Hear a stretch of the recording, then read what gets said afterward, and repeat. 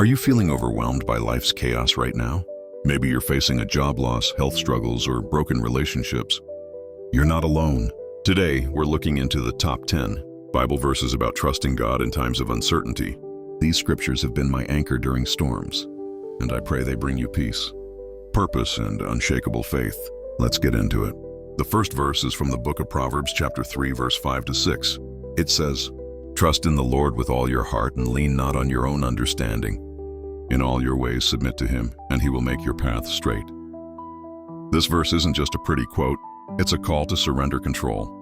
When life feels unpredictable, like a job interview gone wrong or a medical diagnosis, this verse reminds us to stop relying on our limited perspective.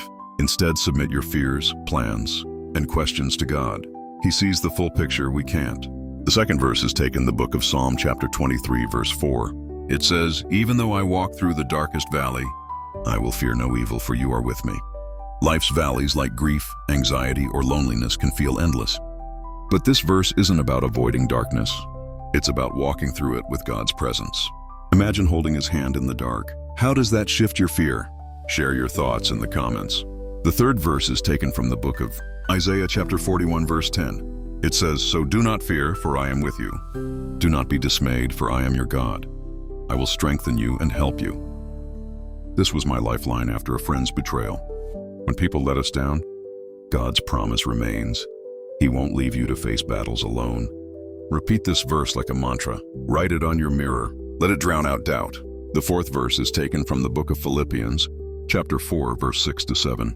It says, "Do not be anxious about anything, but in every situation, by prayer and petition, with thanksgiving, present your requests to God." Notice the antidote to worry isn't perfection, it's prayer. Next time panic hits, pause, breathe, thank God for his peace before the answer comes. It's a game changer. The fifth verse is from the book of Jeremiah chapter 29, verse 11. It says, "For I know the plans I have for you, declares the Lord, plans to prosper you and not to harm you, plans to give you hope and a future." This verse is often misunderstood as a prosperity gospel, but contextually it was spoken to Israel in exile.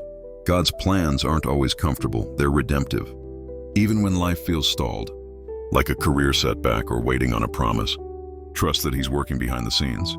The sixth verse is taken from the book of Psalm chapter 55, verse 22. It says, "Cast your cares on the Lord and he will sustain you. He will never let the righteous be shaken." If you've ever felt paralyzed by responsibility, parenting, finances, caregiving, this verse is for you. Casting cares isn't passive. It's an active choice to release burdens to God daily. Try this. Write down one worry and tear it up while praying. I give this to you. The seventh verse is from the book of Romans chapter 8, verse 28.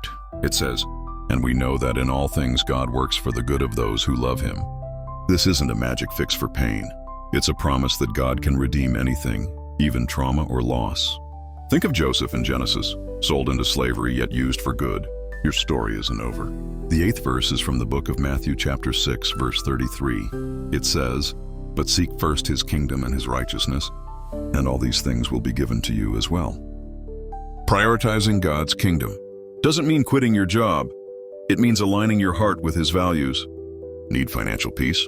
Start by giving or volunteering. Trust that he'll meet your needs. The ninth verse is from the book of 2 Corinthians chapter 5, verse 7. It says, "For we live by faith, not by sight." Faith is choosing trust when there's zero evidence, like stepping onto a boat with no oars. Next time you're tempted to doubt, ask, what would faith look like here? Maybe it's forgiving someone or taking a leap of obedience. The 10th verse is from the book of Hebrews chapter 13, verse 5.